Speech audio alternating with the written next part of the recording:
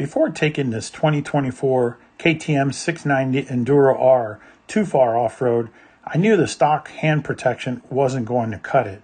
That's why I upgraded to Cycra's Probend Ultra HCM handguards, and they've more than proven their worth. First off, I went with the vented version, which I highly recommend if you ride in hot conditions. That extra airflow helps keep my gloves and hands cooler without sacrificing protection. Of course, you can install the block-off panels for colder climates.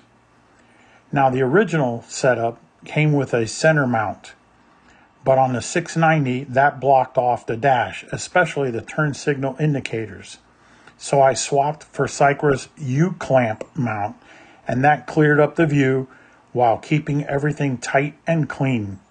During the install, I also added threaded anti-vibration bar inserts from Fast.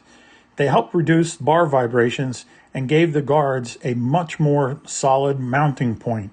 No flex, no rattling, just rock solid stability.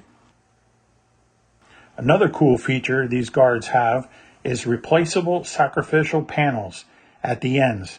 So if they take a hit, you can just swap out the panels instead of the whole setup. These guards are rugged, lightweight, and built for real protection. No complaints from me, just solid performance and peace of mind.